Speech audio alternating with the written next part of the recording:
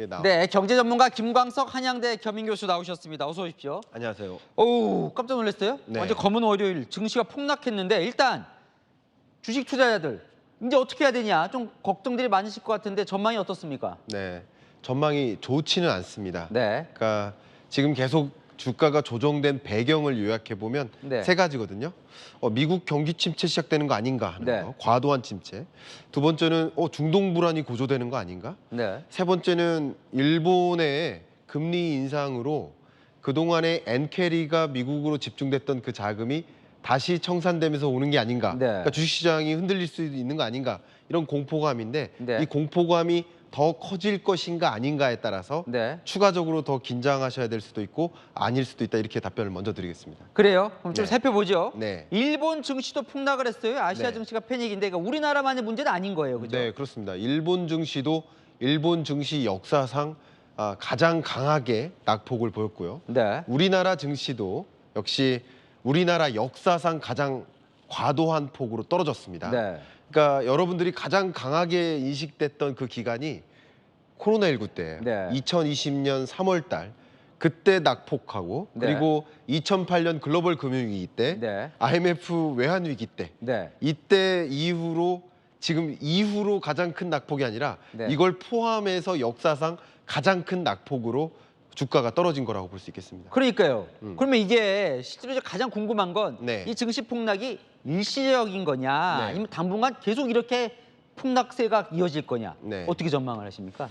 저는 일시적이다에 조금 무게를 두고 아, 싶습니다. 그래요? 네. 왜냐하면 지금 증시에서 나타난 이 시장에서 나타난 현상은 경기 침체에 대한 공포감 때문이에요. 네. 실제 미국 경제가 경기 침체가 진행되는 건 아닙니다. 네. 그리고 여러분들이 생각하시는 것보다 그만큼 더 강한 경기 침체가 진전되는 것은 아니다라는 것을 먼저 말씀드리고요. 역시 두 번째, 이 중동 불안도 사실이에요. 그러나 네. 중동 불안으로 인해 야기될 그 위협이 뭘까요? 국제 유가가 100달러로 치솟는 올라가는 거죠. 근데 아직 네. 치솟지 않았거든요. 네. 치솟을 수 있겠다라는 공포감이에요.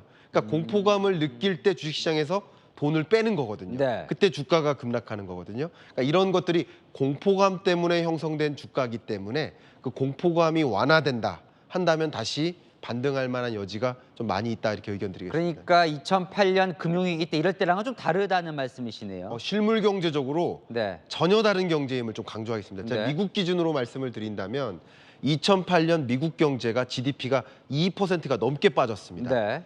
경제가 역성장한 거예요. 네. 그리고 2020년 팬데믹 경제 위기 때도 2%가 넘게 빠졌습니다. 네. 그러니까 미국 경제 역사상 2%가 넘게 마이너스 성장한 건 그때가 유일한 거예요. 두 번입니다. 근데 지금 24년 경제는요.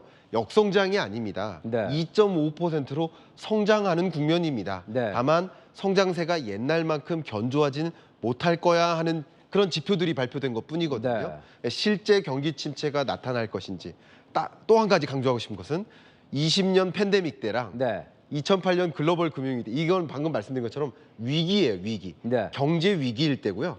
지금은 경기 침체라는 단어지 경제 위기랑 경기 침체는 완전히 다른 것이다라는 것도 좀 강조해서 말씀드리겠습니다. 마지막 질문이 될 것 같은데 네. 미국이 많은 사람들이 이제 기대하는 건 미국이 금리 인하를 하면 좀 네. 나아질 거다. 네. 이게 해결책이 될 수 있을까요? 네, 해결책이 어느 정도 될 수 있을 거라고 생각합니다. 경제는 생물이다라는 말이 있잖아요. 네. 그만큼 경제가 안 좋으니까 금리를 인하하게 되면 네. 자연스럽게 기업들이 어떻게 합니까? 투자를 진척시킵니다. 네. 그러니까 투자가 늘어나면 일자리가 생기죠. 네. 그러면 더 많은 사람들이 소득이 확보되니까 네. 소비를 또 늘립니다. 네. 소비를 늘리다 보면 기업들이 더 투자하고 싶죠. 네. 이게 경제 선순환 구조라고 하거든요. 네. 이제 9월부터는 금리를 인하해서 경제 선순환을 유도할 것이라고 보기 때문에 네. 경제 위기가 아니라 경기가 좀 둔화되다가 다시 좀 견조한 회복세로 갈 수 있는 여지가 있겠다 이렇게 정리하고 싶습니다. 네, 명쾌한 설명 감사드립니다. 네. 김광석 교수님과 오늘 이야기 나눠봤습니다. 나와주셔서 감사합니다. 감사합니다.